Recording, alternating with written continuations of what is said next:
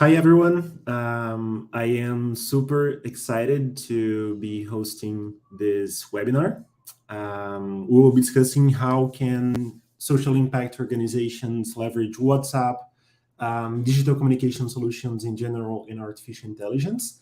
I am super thankful to have you here. So thank you for joining, registering, and following the conversation. We are joined by some amazing guests. So we have very different perspectives here. Winnie as a technology provider and platform for chatbots and artificial intelligence will be bringing our view from this perspective to the conversation. But we are also joined by WhatsApp, of course, which is the most relevant instant messaging platform on the world with over 1 billion, close to 2 billion daily active users globally. And we also have the amazing organizations UNICEF and Girl Effect, which are doing an amazing job using technology on the field on their specific areas of expertise. So we're looking forward to hear from them as well, how they're having this experience on adapting and using technology for the greater good. Just a quick introduction. So my name is Yves Bastos. I am the sales director at Winnie. Winnie is, as I mentioned, a company focusing on humanized communications, meaning that we have a platform for you to build chatbots, use artificial intelligence, and automate your communication strategy with the public.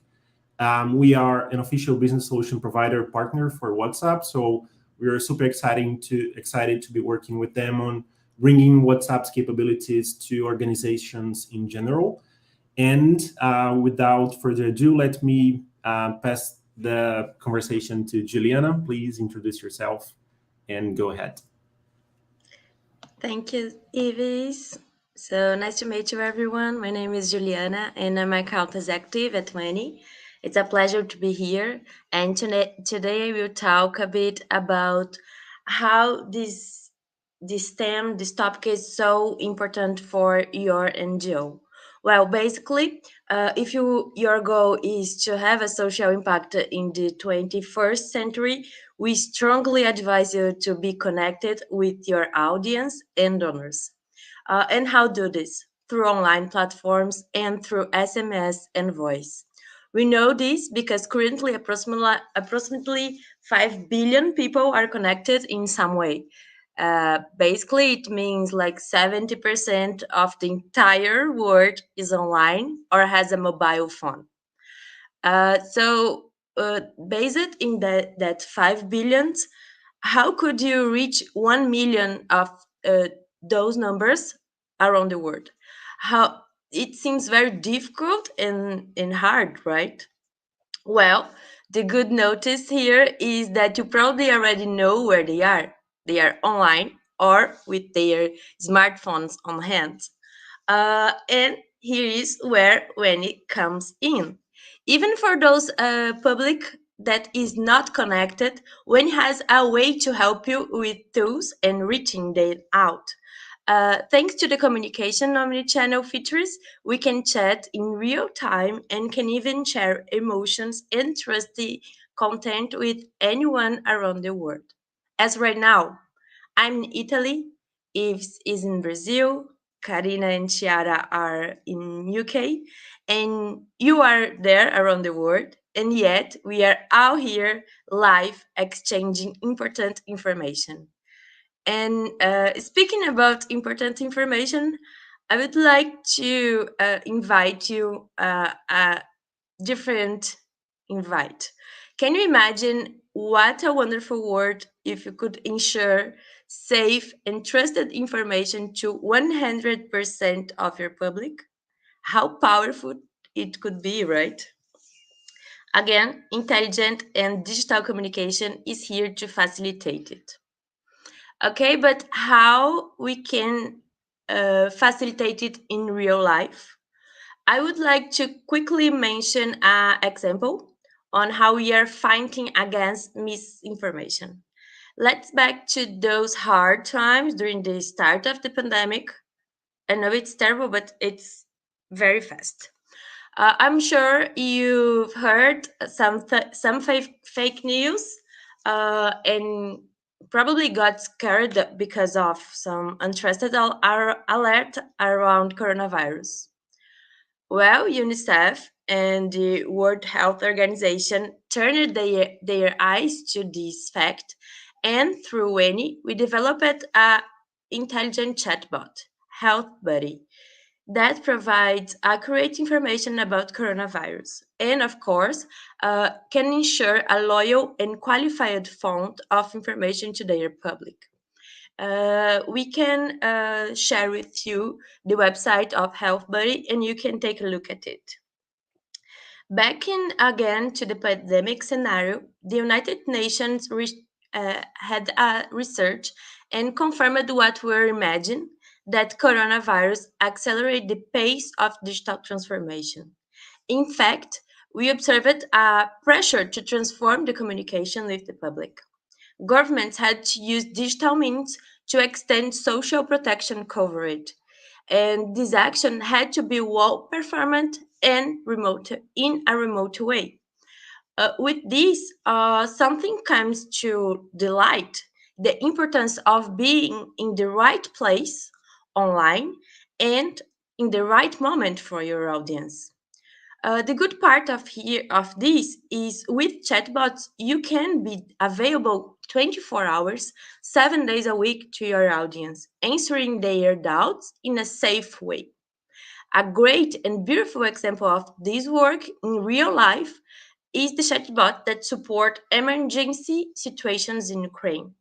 With the chatbots, we could ensure quick and effective response to refugees, ensuring the correct dissemination of information and specific support for the public. I would like to mention some use case of in refugees filed, such as indicating where they can find shelters or medical aid. In other words, your organization will be able to respond quickly and effectively to the communities. Also, could support victims and at the same time access numbers around the incident, which allows you to have a well read of how your projects can be specific help that public.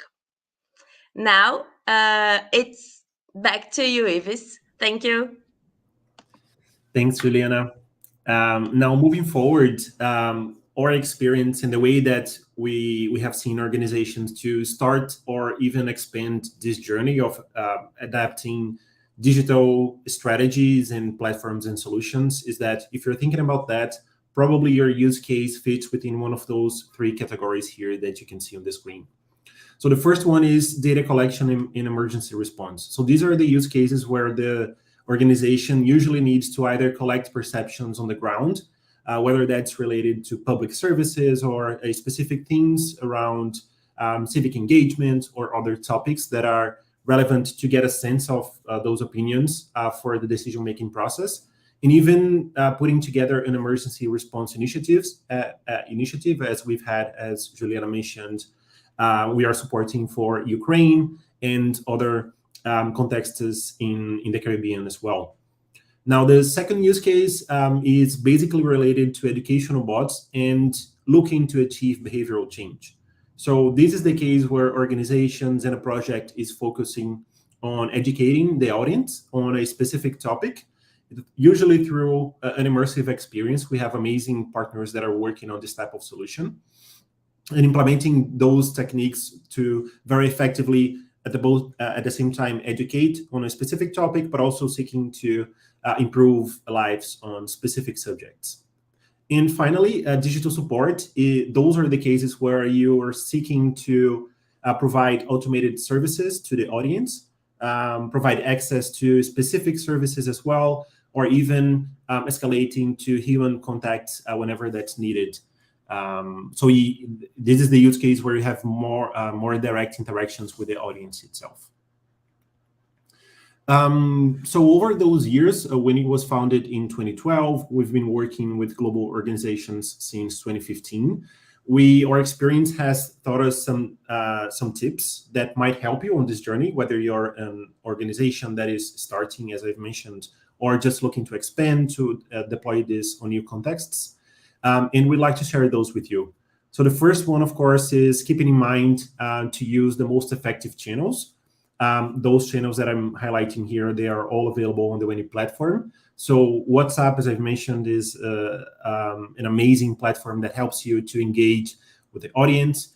You might have a project where you need to reach people where they don't have connectivity. So we have SMS integration available for you to reach those cases, and even voice calls as well.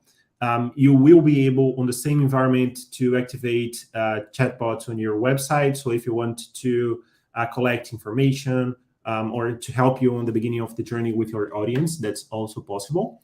And more recently, of course, we have activated Instagram as one of the channels available on the platform. The second tip is using drip-like communications is a very effective way to expand your relationship with the audience, and specifically with donors, right? So if you are an NGO, a nonprofit, you probably rely on donors to help you to fund your programs. And the platform, the Weni platform, connected to all of those channels and WhatsApp more specifically, allows you to automate that process, to be sending messages daily, weekly, monthly. So you can really put together this strategy that makes sense to your case without actual operational burden for you. Also, of course, if you're working on a context where you might be supporting an inflow of refugees or areas that you will be needing to provide information on different languages, it's always good to not only translate but localize those chatbots and surveys and the content. So not only translating, but keeping in mind what are the different ways that people talk in different languages.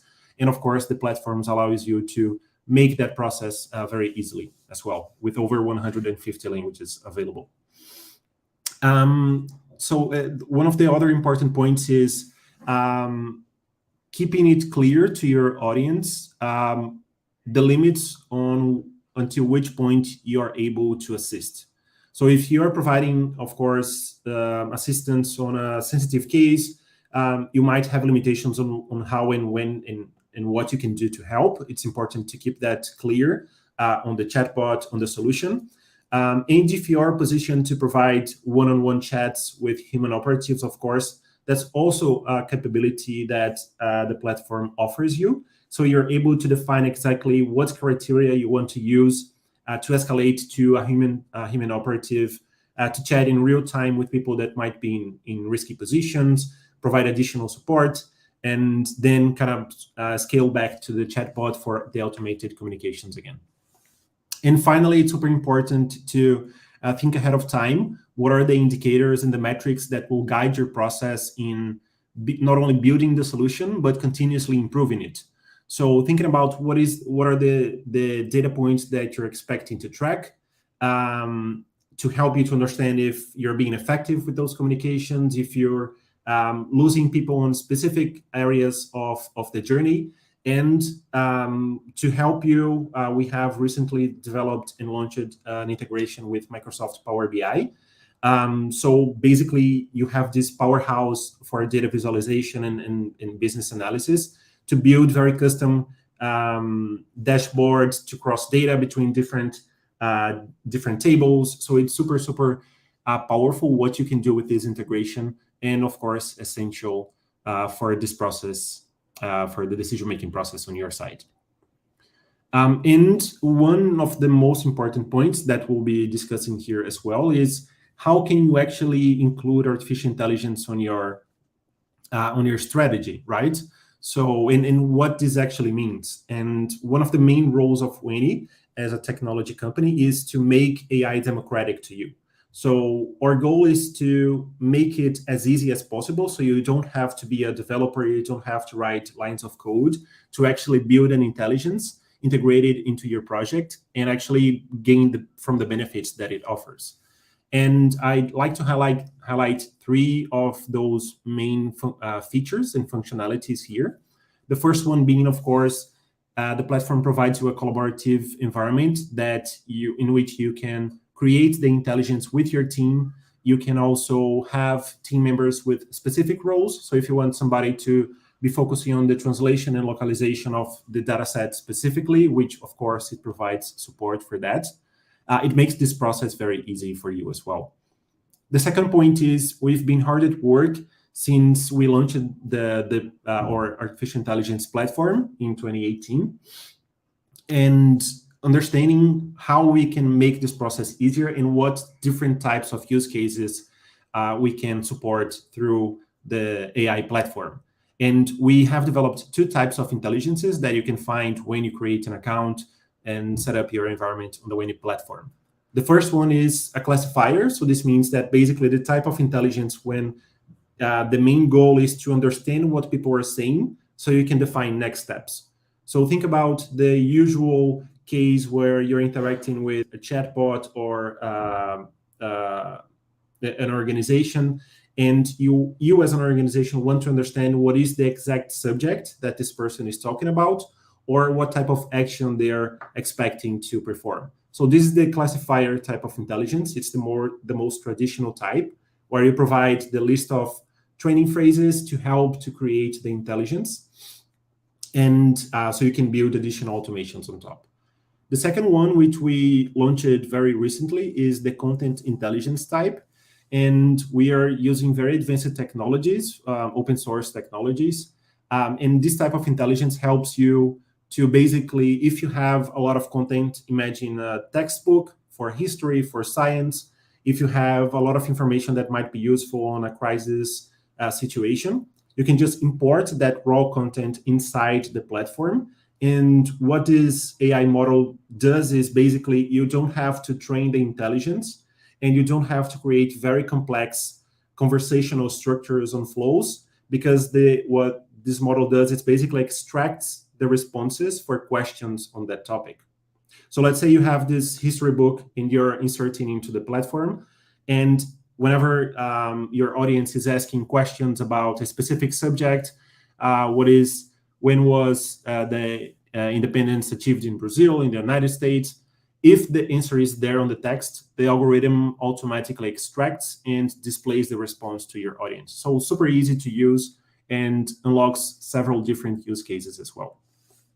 And finally, one of the key aspects in our view around AI is that we need to make it democratic, right? So we do understand that some organizations will not have the time nor the resources to invest in creating an intelligence from the ground. So we are aiming to build an open community around intelligence. So if you log into the Weni platform, you're going to be able to find a list of intelligences that are being created by specialists from those other organizations. So we have, as Jules was mentioning, Health Buddy, which is a project that we helped UNICEF and HWO in Europe to address the COVID-19 crisis. We went through a very comprehensive process to create the intelligence with the help of specialists there and on the ground. So all of that effort has already been made to create the intelligence, and we're making it available open to any organization to use this model for the intelligence while still protecting all of the data, private data, of course. And you can just plug this into your own project and take advantage of that intelligence. So we have a lot of different community intelligences, that's how we call them, that you can just use it. And if you cannot find one, of course, you can always create it for the specific project, for the specific context that you're thinking about. And finally, let me bring in our amazing guests from WhatsApp's civic engagement team, Chiara, João Paulo. Please feel free to introduce yourselves and take it away. Thank you so much, Yves, and the Weni team for having us participate at this event. My name is Chiara Cooney, and I lead civic engagement for the EMEA region at WhatsApp. Thank you, Chiara. And I am João Paulo Rio Branco, leading civic engagement for the Americas at WhatsApp. So moving forward, in today's webinar, we'll be sharing how WhatsApp could help you communicate directly with your citizens and communities. We'll talk through the power of messaging and walk through steps on how to get started on WhatsApp, including best practices on how to amplify your messaging campaign. We'll then finish off with a few success stories of organizations using WhatsApp for impact. So let's kick off. Businesses using WhatsApp Business API are already sending more than 100 million messages a day. Over the past few years, we've started to see a meaningful shift in the way people communicate with organizations. During the pandemic, messaging became a critical public engagement channel for organizations to communicate reliable, accurate health info rapidly and at scale. I'm sure you'll all agree that we've seen an unprecedented digital acceleration during the pandemic, and messaging in particular has the power to quickly and directly connect people with governments and other organizations. Direct communication is important. We thought it might be useful to highlight how communication with governments have evolved. For example, in a community insights survey, about 57% of people said that they want the option to engage with governments via messaging apps. 56% of people would like to hear from the government within an hour of crisis on messaging apps. And lastly, 64% of people across generations prefer messaging to call or email. Through platforms like WhatsApp, you can create a more reciprocative way of engaging with your communities. WhatsApp is a fast, simple, and secure messaging service. Our mission is to connect the world privately, and with a reach of over 2 billion users around the world, for organizations globally, WhatsApp is a safe and secure way to connect with communities when they are highly engaged. People prefer to message institutions on WhatsApp for example, personal connection. So 64% of WhatsApp users agree that WhatsApp fostered a personal connection to businesses. Ease of communication. About 68% call WhatsApp the easiest method of contacting an organization. Greater trust. 71% feel more confident about a business after messaging on WhatsApp. So let's talk a bit about the WhatsApp ecosystem. There are 3 types of WhatsApp products. First one is the consumer app, which you and I use to communicate with our friends and family. Second, we have the WhatsApp business app, which is ideal for small organizations and entrepreneurs, such as hyper-localized entities who want to communicate with a specific group of people. And lastly, we have the WhatsApp business platform, which can be used for quick communication at scale and is ideal for larger organizations where a significant volume of questions and conversations might be expected. Social impact organizations, for example, can use either WhatsApp business app or the WhatsApp business platform to connect with their communities. The WhatsApp business platform supports a range of features to create an engaging conversation with your communities. For example, the rich media environment allows for sharing of documents, pictures, and videos. You can also use interactive messages, templates, so users can respond by clicking a button. Or they can choose from a list of menu options, all while staying within the conversation with you on WhatsApp. On to you, Shar. Thanks, JP. So putting all of that together, basically you could create a chatbot on WhatsApp that offers information quickly, 24/7, in several languages, without significant additional workload or staff.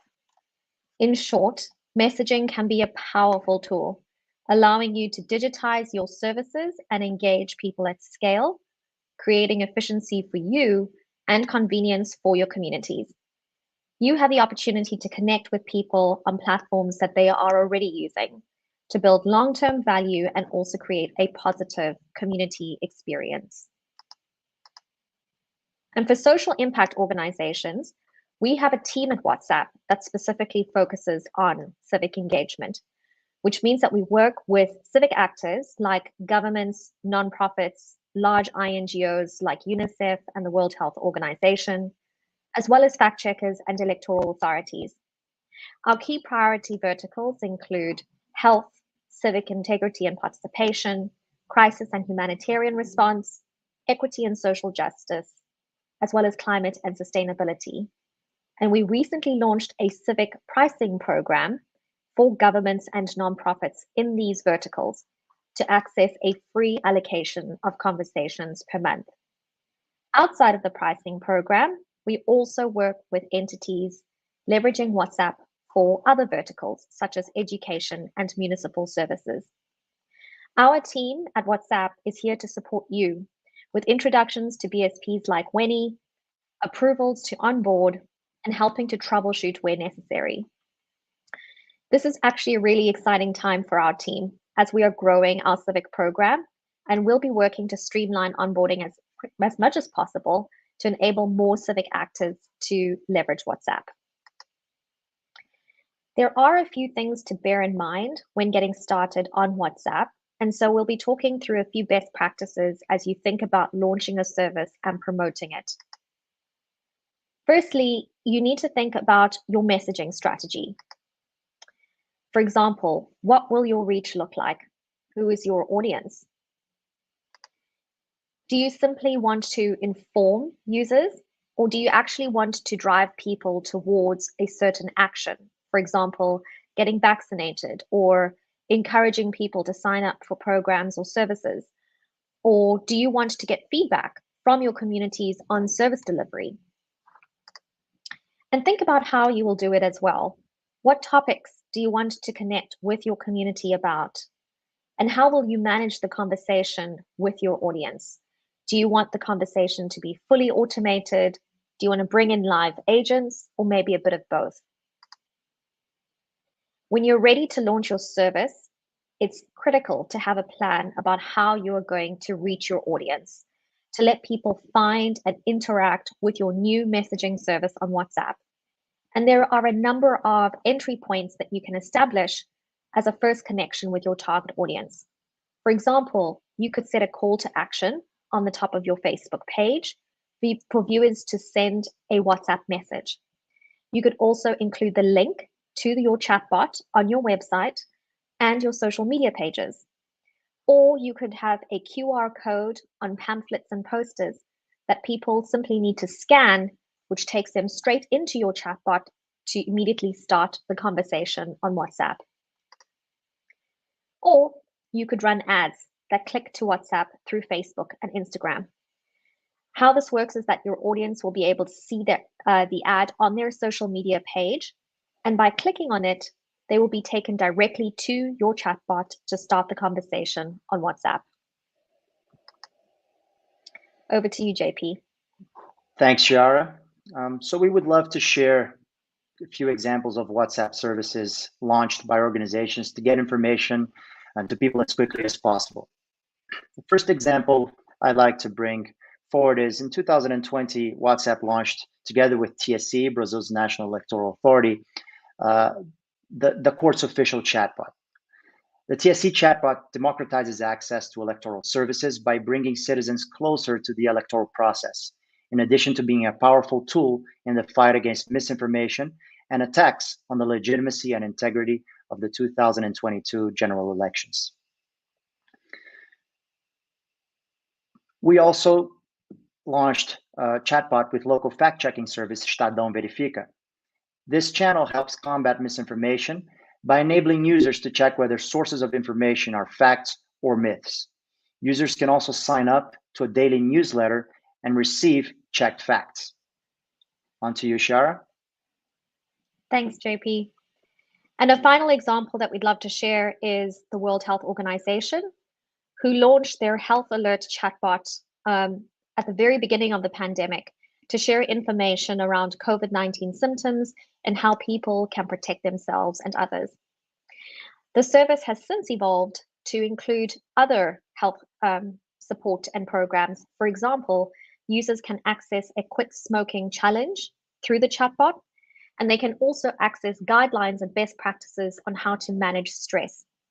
The chatbot is available in 20 languages, has reached millions of people around the world, and remains a really good example of a high quality health service on the platform. So that's it from us here at WhatsApp.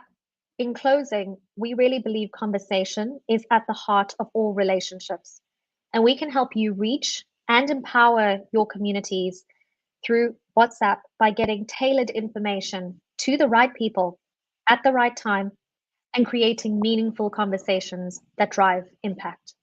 Thank you very much for your time. Thank you.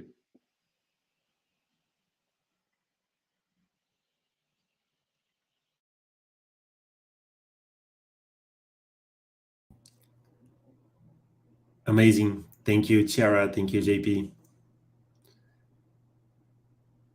Now, moving forward, I'd like to invite Marina Pereira. She's a consultant to UNICEF Brazil, specifically for the project Pode Falar, which is an amazing project. I'm super excited to have her here. And Marina, please feel free to introduce yourself and take it away. Thank you. I think you're muted. Sorry. Thank you, Ives. I'm very excited to be here as well, and I would like to thank you for inviting us to speak at this webinar on the very specific use case of Pode Falar. Right here on the first slide, you see the face of the website. I think it is very important to highlight that this is also a very different use case from many that you were mentioning, because UNICEF is an organization with over 70 years of age. So we are like an old lady trying to adapt and to learn how to be digital and how to deal with all these new possibilities that artificial intelligence offer. So to us, it is very good to be here, to be able to exchange different points of view from the perspective of an organization that is working with social impact for 70 years and that has seen a lot of things evolved in this field. So here you see how Pode Falar looks like. You also have the ways to access it, which is through the internet with the website here, and also the WhatsApp number that you can use to reach out to Pode Falar. Pode Falar also has 3 different sections that you find here. This is how it is on the website. Quero me cuidar, which is I want to take care of myself, which is a part in which people can find trusted content, high quality information that has been selected by UNICEF and the partners that run Pode Falar on mental health. And this is very important because one of the many challenges of working with mental health and a lot of different subjects likewise is that you have a lot of misinformation out there, a lot of prejudice against the topic, and a lot of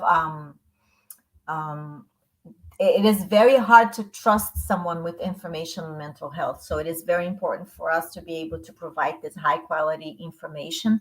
And not only that it's high quality, but also that it's made and tailored for the specific public that we work with. We work with adolescents from 13 years of age to young adults of 24.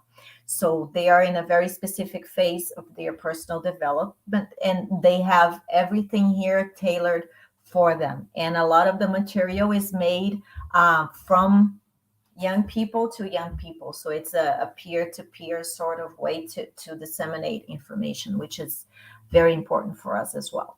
So this is one section. And then you have I Want to Be Inspired, in which the users of Pode Falar may leave tips and experiences that they had in overcoming difficult, stressful situation for their mental health.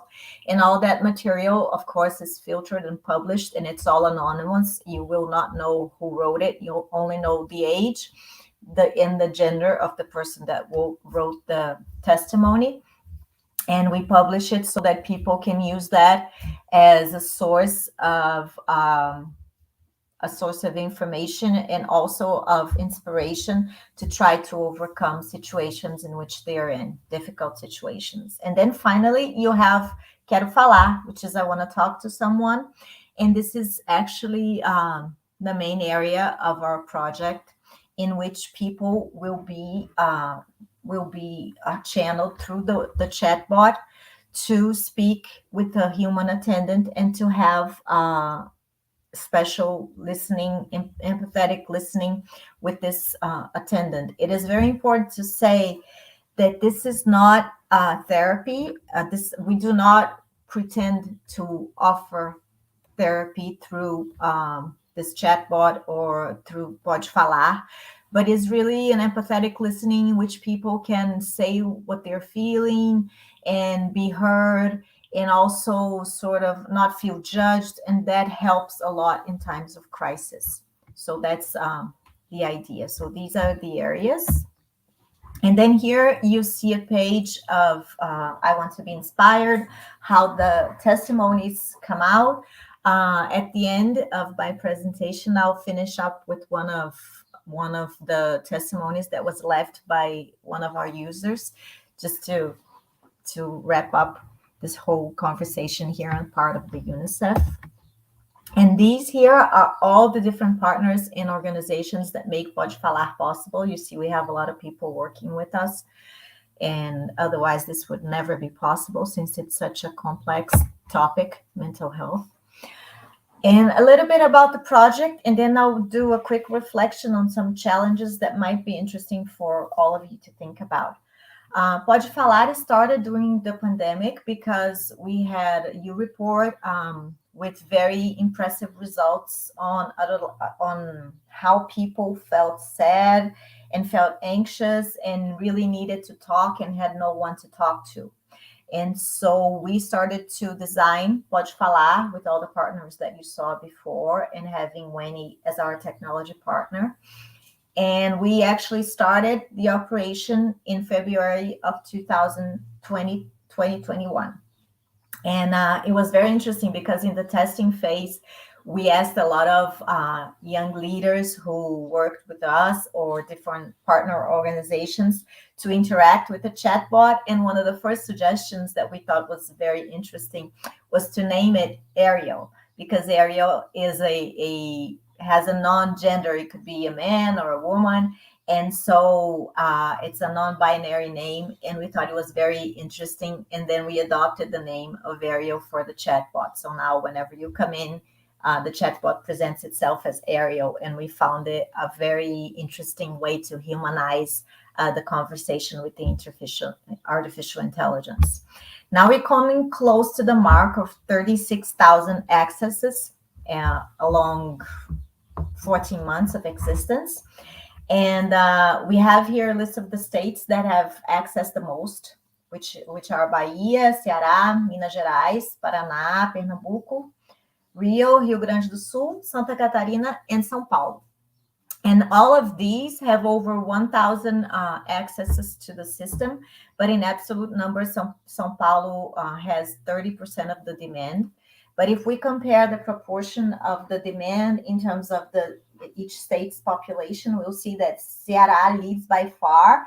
And I think it's very interesting to see that this is thanks to a good work that was done of mobilization and activation on site in Ceará by UNICEF Ceará. They actually had an ongoing project in which people were already engaged in different actions to reduce the number of violent deaths of young people in the state of Ceará. So they have different institutions like the Public Prosecution's Office and a lot of public services alongside UNICEF and other partners. And so when Pode Falar came along, they sort of used this network that was already engaged in other questions related to the subject of mental health to do an activation. And it shows how you can get a very different response and very different engagement when you have the technology working along social mobilization on the ground. So I think it is very interesting to highlight here. In terms of the profile of our users, we have mostly 13 to 17-year-olds, which is very, very good for us because our mandate is mostly with the adolescents. So we are also covering young adults, but we always aim to serve and to promote this age group. So for us, it was we were very happy that we reached this age group with the majority of our users. We also have many more girls than boys, almost twice the number of girls than boys. And this is a problem, of course.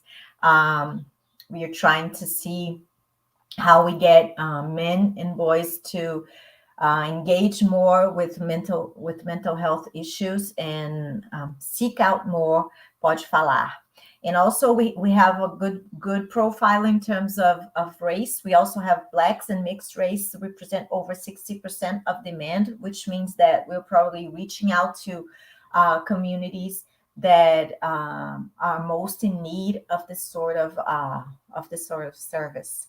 Now, concerning WhatsApp, so far we only had 5% of our access come through WhatsApp. We do not know if this 5% that comes through WhatsApp is being accessed by PCs or cell phones. We're going to be discovering that pretty soon. But we're trying to increase the number of accesses to the system through WhatsApp, mainly because it brings some important advantages for us. First of all, there's greater privacy for the user, because usually you'll be on the phone with a more private setting for that. And also there's a greater closeness when you have the online chat on WhatsApp, which are two very important factors for us. Another point is that when you go in through the website, every time you go in, you have to start over the conversation with the chatbot, and you do not see the other conversations you had previously. So when you have it on the WhatsApp on your phone, you can have all the previous conversations there, and you can consult it in moments of need. So to us, I think it would increase the quality of the service we're delivering for this public if we could have a greater volume of access through WhatsApp. And there's also less instability because of the internet, since you do not depend on servers and such gadgets. And there's another thing as well, because today we have two different workflows. So every time we adjust one workflow for the website, we had to adjust it for the WhatsApp. So this doubles the amount of work for the tech team. So if we had more access through WhatsApp, this would greatly reduce the workload. The only question that we have concerning this is that if you do not have a phone, or you do not have a chip, you don't have a phone line, then you might not be able to access Pode Falar at all. So that's why we've been thinking about this and seeing how we can go about it. Now, just to highlight and outline actually some few challenges that we have encountered in this specific use case. When you're making a use of WhatsApp, because the thing is, most of the use cases that were presented here, you're not seeking out this service to get to a human being. And the thing is, we have 90% of our demand coming to the chatbot, using the chatbot as a way to get human assistance and to be able to talk to someone. And so this makes it a huge challenge for us, because we have not been able to cover more than 20% of our current demand because of that. Because the other great use is the search for information. And then we have to constantly keep on updating the way the chatbot is organizing and showing information to people, so that we can have greater efficiency for people in search of content, which is the smaller part of our demand for Pode Falar. So we have to constantly navigate the chatbot and interact with it and try to make it more and more natural and useful to the users. And this one example of this was that question that is sort of standard whenever you find something on the internet. Oh, was that useful for you? And then you have yes or no question. But in our case, a specific case, that was very bad for navigation, because we have so much content, and because people are usually going through the content trying to find things that are more interesting or not. And then if you keep asking that question, you're going to be losing people along the way. So another example, that just to wrap up, is that we had a bit of resistance on the part of people who saw Pode Falar as a therapy kind of substitute, which we are not. And they were very critical of the fact that we were doing online human assistance. They thought that was dehumanizing the contact and the listening itself. And this is something that we are always having to think about. And we also have to constantly be reflecting of how we can make it human without changing the way we communicate through the chat. So that's one point. And the other thing is the attendants, they present demands, specific demands for the system that are very specific for this kind of use. So for example, it is very common that a person in a time of crisis, when they look for the service, they'll be in silence for a long time. If you see the person through the video, or if you're with that person in a room, it is easy to understand that that person just needs time to say something, is having trouble, but it's still there, it's still connected. But when you're on the chat and we do not have audio or video contact on our chat, it is only texting. It is very hard for the attendants to know if the person is still there or not, because we do not have that function in which the three dots appear that someone else is texting on the other side. And so for them, it is difficult because they don't know if they say something, if they're going to be interrupting a process that is going on the other side of the line. But at the same time, they don't know if the person is still there.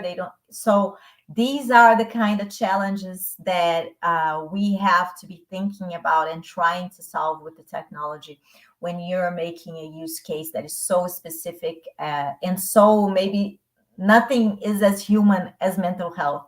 So we are going to an extreme human function using a technological tool. And so this is the maybe the biggest challenge for artificial intelligence, because when people interact with chatbots in this situation, they want a really human contact. And of course, we cannot cheat them and pretend that the chatbot is a human, because it's not. But there is this issue that we are always trying to navigate when we work with this. So just to wrap up, I'll read to you one of the I want to be inspired testimonies left by one of our users. Okay. In January of 2021, I lost my father. He was the base of my world. I know that in the beginning, the pain is huge, but the help of the family and the friends is very important to get through it. I thought many times in giving up, but it would not be worth it. The important is that you think in the good moments and look forward, trying to live a good life, going out with your friends, reaching out to new ones, making activities or even a hobby that you like. Life is too beautiful for you to give up. If someone important has left, remember that this person would want you to be well. Thank you.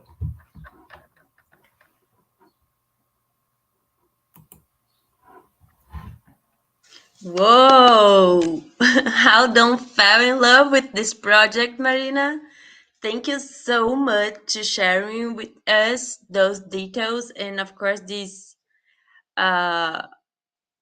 emotional testimonial. I got goosebumps.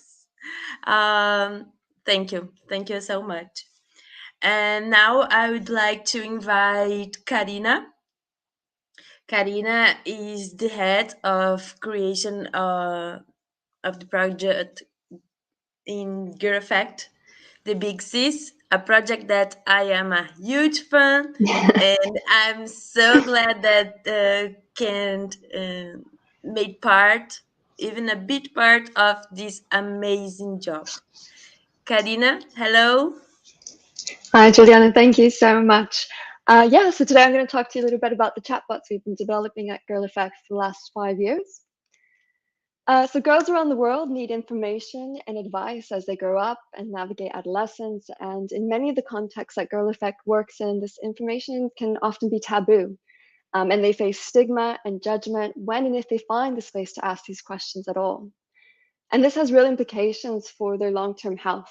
Without this information, girls are more vulnerable to STIs, HIV, unplanned pregnancies, or exploitive or abusive relationships. To address this, Girl Effect has created Big Sis in South Africa, which has been adapted for India as Bol Behen, and Bol Behen means speak up sister in Hindi.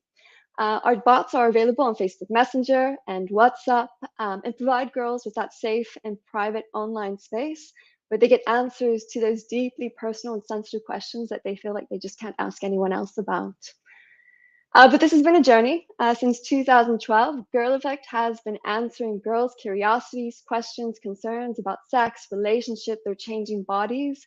And in Rwanda in 2012, we created an Ask Auntie column called Baza Shangazi in Kenya, Rwanda, in a nationally distributed magazine. And it was such a successful format that we actually turned this into a text and radio show across multiple countries that we were working in. And then in 2015, we made a mobile site across 70 countries. It was free to access, and it was providing health advice and information to girls.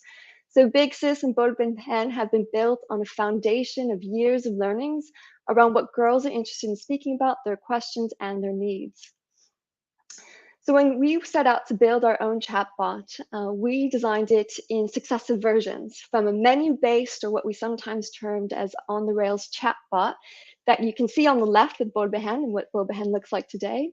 And girls can navigate these types of chatbots using menu number inputs, or they can be AI-powered chatbots, which is on the right, which is Big Sis in South Africa. We sometimes refer to these as conversational first chatbots, where girls can simply just type their question and the intelligence can then detect the question, classify it, and map it to a pre-written answer that is designed by our gender and health team. By versioning our bots from menu-based to AI-powered, this gives us the flexibility to start lean in a country, really develop a validation of market demand and traction for those bots before we invest heavily into AI. And that allows us to also generate initial data around the questions that girls might be asking us, so that if we did indeed want to invest in AI, we already had an AI dictionary, phrases to start to build that intelligence. But I'll stop speaking about it and just kind of demo it a little bit for you guys and bring it to life. Just give me 1 second while I hit the play button. Right, so in this demo, you'll see a girl type in a question, a free text response. I missed my period. Am I pregnant? This is a common question we get from girls. And Big Sis is able to detect it and provide a menu of possible answers, where the user can then choose from the list of what is the best answer to answer her question. She receives learning style advice. And then we also offer engaging quizzes, such as a test your own knowledge after a girl consumes the content. And this really helps us to evaluate whether the girl has a positive knowledge shift as a result of consuming Big Sis content.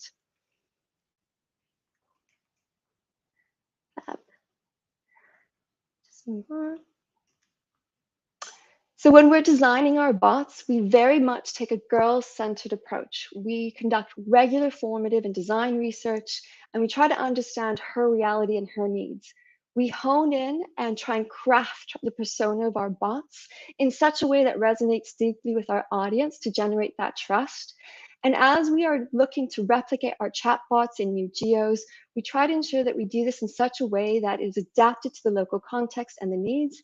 And we love working with creative young talent in each of our markets to really bring this to life, from the content to the illustrations. We want to make sure that girls fall in love with our chatbots. And then in terms of our approach, so Yves earlier on talked about certain use cases that are around education and social behavior change. So that's really truly Big Sis and Bol Behen. So our chatbots are built off of the theory of change framework. And basically it sets out how we believe decision-making for adolescents happens. And we try and support girls that previously may not have believed that something such as speaking to a doctor about their sexual health needs may not be that important. And we try and journey with them to see the value and importance of actually booking an appointment with a doctor. We believe that the critical role that a chatbot serves in supporting girls on that journey is at a contemplation phase, a contemplation towards a certain action. So at the time when a girl might be thinking about booking an appointment with a doctor or getting an STI test, we try to intervene with our chatbots to answer all the questions, provide them with all the information, give them the tools to really inspire and equip them to make a positive choice. But we also recognize that chatbots alone may not be able to solve for everything a girl needs around specific behaviors and really hard and complex behaviors, which is why many of our chatbots live within a wider mother brand or a wider ecosystem of content. So Big Sis is part of a mother brand called Springster in South Africa, and Borbehen is part of a mother brand called Chaja.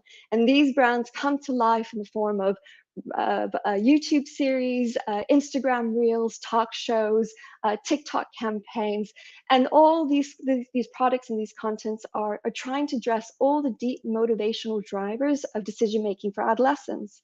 And by doing this, we truly believe that if we can affect all those drivers, that she's not just making a one-time choice to go to a doctor, she's making lifetime choices that can positively impact her life, but potentially the life of her future family, should she choose to have one. And lastly, we design our bots to apply safeguarding best practices. When we build these bots to be a place of trust, girls can sometimes confide in us sensitive disclosures, things that require perhaps very expert services and advice that we cannot offer her. So we try to ensure that when we design these bots, we're doing it in as safest way as possible. We work with on-the-ground partners to signpost girls when we detect any sort of safeguarding disclosures to ensure that their needs are met. And this brings us to one of the recent projects that we recently done with Wenny on building what we sometimes call our safer chatbot intelligence. We've been seeing loads of chatbots being created, especially during COVID, but we've also noticed that a lot of the chatbots may not be equipped to answer some of these sensitive disclosures where a user might be seeking some support, and at a moment of critical need, the bots aren't able to recognize that. So with the support of UNICEF, we've built a dictionary of words.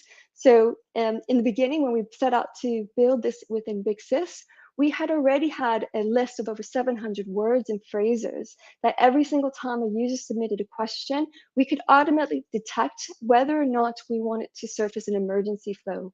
So if they're using the words such as force, rape, depression, we will automatically surface an emergency flow, try to ensure whether or not she is in need of help or not, monitor that situation to ensure that the bot's responding accordingly.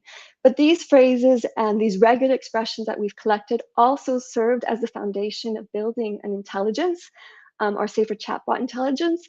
And what that helps us to do is also understand the nature of these disclosures. So it's not just a canned response, it's a personalized response because the intelligence is telling us perhaps this is a bit more nuanced, and therefore we can tailor the types of services that we might suggest or recommend to that user.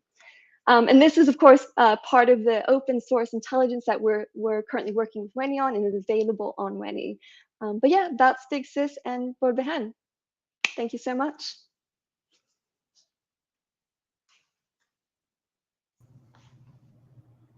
Awesome. Thank you so much, Karina.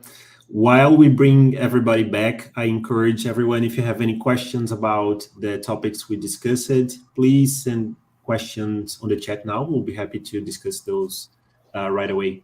But yeah, just wanted to comment. I'm a super fan about Girls Effect work. I'm super excited to be working with Karina and the team. And it's really an amazing project. So thank you for sharing your perspective, Karina. My pleasure. Also, taking the opportunity while we kind of wait for the questions to thank everybody, Karina, Marina, JP, Chiara. This was super productive, so I really liked to have this moment and share those stories with everyone that's watching. So thank you.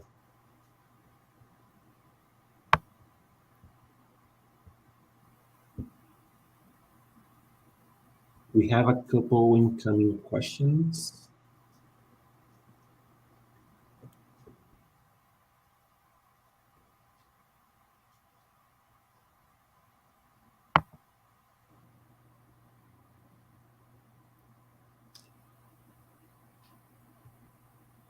So the first question is, what have you guys, for the project, I suppose, Pode Falar in Girl Effect, from the experience of working with Winnie and WhatsApp? So maybe commenting a little bit about the experience of using WhatsApp as a channel and activating for those projects. Feel free to comment. Who should go first? Me? Go or- for it, Marina. You go. Okay. Well, it's been very interesting for us to work with this tool. As I said before, we would like to increase usage and access through WhatsApp channel for Pode Falar, and we'll probably be working on that in our next communication campaign that is to be launched in the second semester of 2022. And I think the greatest challenge of the chatbot is really, I think it's very similar to what Big Sis had, because we're talking about situations in which the communication might be so personal and might be done in such a specific way, and also because we have a specific age group that within Brazil, for example, are many differences in vocabulary, in the different slangs that they use, that is very difficult for us to monitor what should start an emergency flow from the moment that they say something to the chatbot. So to us, it has been very interesting. We've learned a lot about our public, and also of how we can use technology to bring us closer to them and try to assist them in mental health. But it's also been very challenging in these ways, because this is a very, mental health is very personal, and there is not, our demand changes every day. I mean, the time people reach out changes, the demands they bring changes, the age group changes. So it is very difficult to find a pattern, because really mental health is a big complex issue that is related to many different things. So that makes it very complex for us. But it's been very interesting, and we believe, and we have this feedback from the users, that it is a very valuable tool for us to work with. I think I'll just echo Marina as well. I think Girl Effect Design's where our users are, and for a lot of the countries that we work on, it's increasingly becoming WhatsApp, it's online. We try to ensure we're not trying to start with technology as the solution and work backwards from there, but with increasing trends towards dark social messaging, and talking about deeply personal issues using these chatbots, WhatsApp has been a fantastic channel. I think for us going forward, we're trying to unlock scale. We know girls are there, and we've been trying to figure out ways in which we get in front of them, raise that awareness, and build that traffic in a way that we can see girls benefit more from the content. But yeah, no, it's been fantastic to work with WhatsApp as a channel that's a dominant medium in the lives of girls, and working with Winnie to create really rich experiences in such a way that hopefully get the answers that girls so desperately need in many of the countries we work in. But yeah, it's been great. Awesome. Thank you both for sharing. There is an interesting question from Diego. So how can I start an action plan to implement these strategies for me? I'll relay this to my WhatsApp colleagues. Please comment. Thanks, Ies, and thanks, Diego, for the question. I think just as a starting point, to get started on WhatsApp and to think about how you can use the channel for impact and reaching your communities, it's really important to think about what your use case will be. What is the type of content that you want to connect with your communities about? Do you want to start with a project around healthcare or crisis response? What is that particular use case? And that's really important to define upfront, so that you can start thinking about things like audience, who you're going to be reaching with these topics, and starting to think about things like objectives. What do you want to drive your users towards? Is this purely an information service, or do you want to actually get them to take certain actions within your service, your WhatsApp chatbot? And then once you have thought about that use case and objectives, it's really important as you start to build out your service, which you would do hand in hand with VSPs like Winnie, to think about launch and promotion. What we've seen in terms of the most successful chatbots are those that invest substantially in creating awareness that this is a new channel for people to engage with, even though it's a platform that they may already be familiar with using. That, you know, it's important to communicate that this is now a new channel that they can engage with you about these topics on, and so thinking about how you create that awareness amongst your communities is incredibly important to ensure that you're able to reach scale, and make sure that your audiences are aware that this is now a channel that they can communicate on. Exciting. Thank you, Chiara, for sharing those comments. Maybe I can add one question for myself, because I'm always curious when I work alongside people to understand kind of how you came to work on this area. So if you can share maybe how you actually ended up working with policy, with the technology applied to this field. I'd really like to hear very briefly your experiences, how you ended up here on this webinar today. I'm happy to go first. I don't know. Personally, I ended up in this space. I mean, I was previously working as a fashion designer in India and somehow landed in the space and in this sector. But been working for Girl Effect for 10 years. And in Rwanda, when we were first building agony aunt columns and text and radio shows, we early on discovered that girls were accessing mobile and digital, but there wasn't anything for them to access that was personally designed for them. And every single time we launched a brand in a country and we opened up a two-way channel, the immediate thing that we started getting from our audience were these questions of, questions that not one human being could answer, given the rate of questions we were getting. So over the years, we continued to try and find solutions towards that. Some of them were very lo-fi. We built IVR, we built SMS channels, and increasingly we saw these trends of WhatsApp and Messenger. And yeah, we took a bet and tried it out, and we did loads of research with girls, and we launched a very basic chatbot, and it was very successful. But then the biggest challenge we started seeing from girls is they didn't want to engage with a conversational magazine through menu inputs. They just wanted to ask a question and get an immediate response. So we started looking at AI, we started looking at what it would take to do it. And after 10 years of collecting all this data about all the questions, we've had over 500,000 questions from girls in Rwanda. We had 20,000 comments on our websites during our commenting sections on articles. So we already had the data to start our journey on intelligence. But we needed a partner. Hence when Wendy came in, perfect timing. And yeah, that's been sort of our journey today. And it's been fascinating. It's been very challenging. 10 years ago in the sector, mobile and digital was seen as very risky. Then it became sort of the silver bullet, and technology was sexy and cool. I kind of feel like chatbots are sexy and cool now, and AI is sexy and cool. Maybe in a year's time, maybe not. But yeah, no, it's been a fascinating journey to go on. Awesome. Yeah, thanks for sharing. Anyone else wants to jump in? Why, I can go. Well, I'm actually a journalist by profession. I worked as a journalist for a very long time, covering social issues and human rights.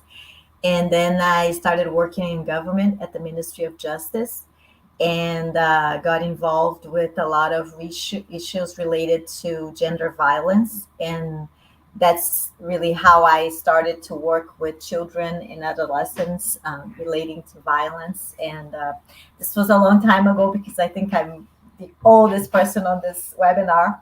So I started to work with public policy for United Nations agencies.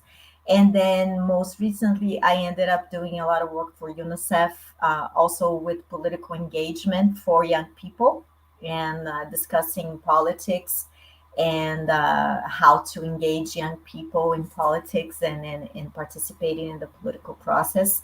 And then I began to work with Pode Falar, because I had a very long experience with different networks formed by government, public services. And so I came into the project because of that, to try to help with connecting all the different people that have to be engaged in promoting mental health for children and adolescents. And that's pretty much how I ended up in this area. And the technology has been the most, I would say, challenging part of it for me, because I was born before. I'm not a digital, let's say, I'm not a digital natural, but it's been very interesting and challenging, and also I think rewarding, because it is, there's also this, you said that chatbots are now sexy, and sometimes people think, oh, chatbot can solve everything. So I think it is interesting, because we are at this point in which we have to see the human and the technological as complementary, and in trying to help each other, and not one over the other, or one as the solution for everything. And it is very interesting to see and to participate in this process. Super interesting. Thank you for sharing, Marina. Chiara, JP. Yeah, I mean, it's been a strange journey. I used to work in banking and the finance industry, so that's kind of my professional background. But I decided to look into how I could have more of an impact amongst people, and I found myself at another BSP called Prekel.org, which was my first foray into social impact, and particularly into the space of digital health. And then I was there for about 3 or 4 years before I joined WhatsApp and the civic engagement team, as we started to build out basically a team for social impact. And I think just generally my experience in this space has shown me that it's really important to not retrofit solutions, or try to find platforms rather that people are already using, and that's the best way in which you can engage them, so that you don't have to train them on different behaviors, for example, using apps that maybe they're not familiar with. But yeah, I really believe in the power of leveraging platforms that people are already on to bridge that gap in access to services, and that's kind of what led me into the tech for good space.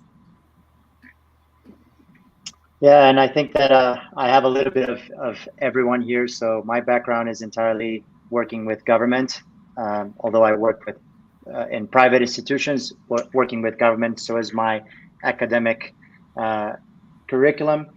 And I used to work in another mobile messaging company, and obviously I used to live in London, where Chiara is based now, and I really wanted to come back to my country and do something for my country. I started to work at the civic engagement team, and working with social impact organizations is so positively addictive. The way that you can measure your impact and really know how many people you reached with the work you do. So now I don't see myself moving away.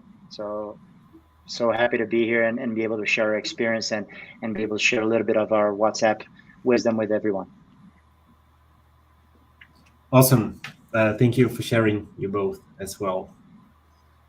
I think we have one last question, which is regarding what fields have we seen artificial intelligence being applied to. And I think this is relevant because we see, of course, AI can sometimes feel too abstract, and you actually don't know how you start and what is the value added. But we are actually, as a provider for AI for other organizations and companies, seeing that AI can be successfully applied in very different areas. So we see customers from of course, the private sector, which is more usual, but we are super excited to see this being applied on social impact in general.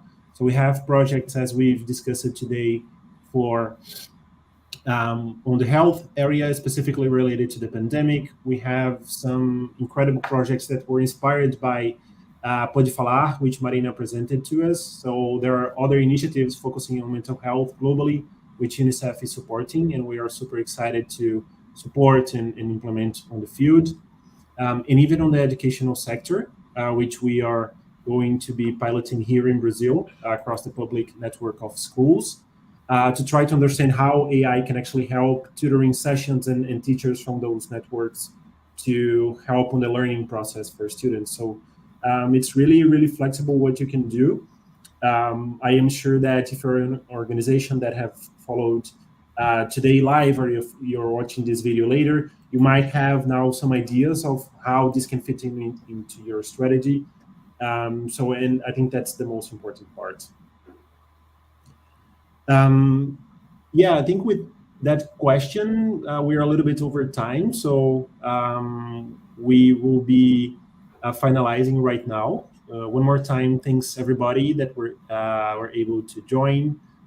Thank you, Marina, so much. Thank you, Tiara, João Paulo. Thank you, Karina, for your availability for the story, and especially for the work you're doing. So I'm excited to be myself, Juliana, be working alongside you on a weekly basis, basically. Thanks, everyone. Thank you so much for the session. Thank you very much. Thank you.